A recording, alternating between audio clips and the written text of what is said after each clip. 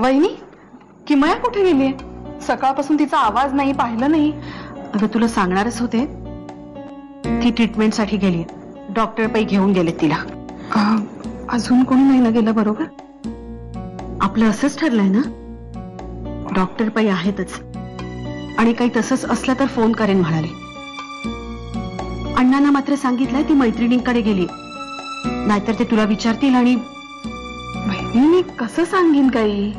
अगं तू सांगणार नाहीस ग, पण अण्णांना सांगायचं कारण एकच असू दे म्हणून म्हटलं.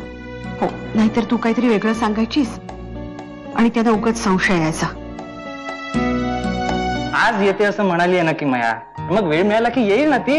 असून दिवस संपलेला नाहीये. तुला काय प्रॉब्लेम आहे? मला काय प्रॉब्लेम आहे? मला काय प्रॉब्लेम नाही. मग याच्या तर येऊ दे. अरे पण फोन करून कळवायची पद्धत, दुसरं कोणीतरी वाट बघून बघून अस्वस्थ होत असेल ना, याचं काहीच नाही तिला. तो no moments, no chit chat, no phone calls. Good. मागच्या वेळेपेक्षा तुझे रिपोर्ट्स आणि तुझी कंडिशन बेटर आहे. सुधारणा आहे, तब्येतीत सुधारणा आहे. ऐकलंस? माझा ऐकलंस, त्याचा परिणाम आहे हा. तुमच्या ट्रीटमेंटचा हा परिणाम आहे, पण माझ्या घराची तब्येत सुधारते, म्हणून माझी तब्येत सुधारते. तब्येत जरा सुधारली म्हणून हरळून जाऊ नकोस. बेसावत करणारी ही फसवी स्थिती फार धोकादायक असते. ट्रीटमेंटचा परिणाम झाला की माघार घेऊन दबा धरून बसतो हा आजार, संधीची वाट पाहत. किंवा नव्या जोमाने नव्या दमाने हल्ला करेल काही सांगता येत नाही.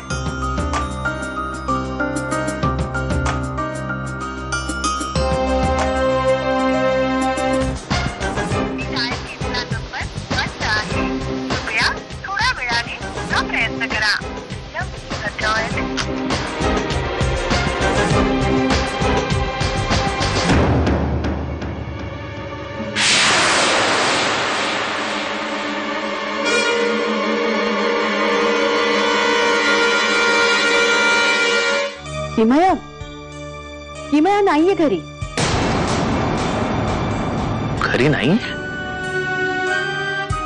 पण मग म्हणजे ती मला म्हणाली होती की ती माझ्याकडे येणार आहे आज. ती आज नाही येऊ शकणार तुझ्याकडे.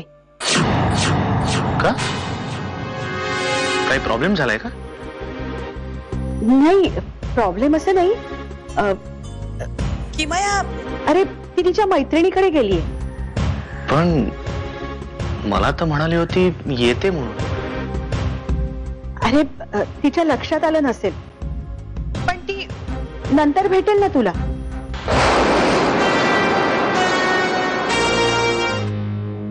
खरी मैत्री ट्रान्सपरंट असते यार कुहू.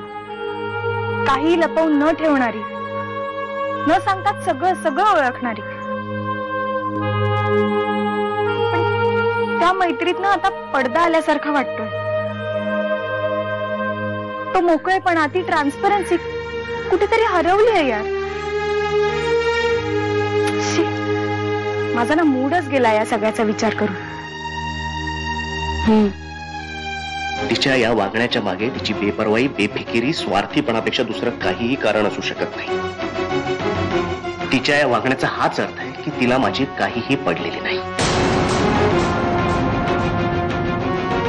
ती तिथे मजेत असेल, माझ्या आठवणी येत नसेल तिला.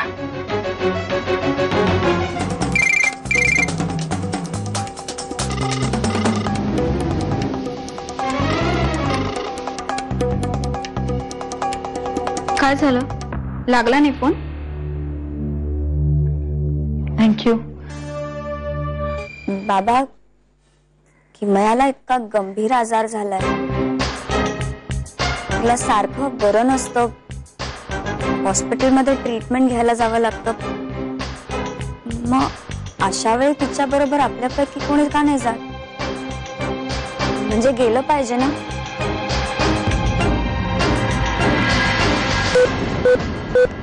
शुभं करोति.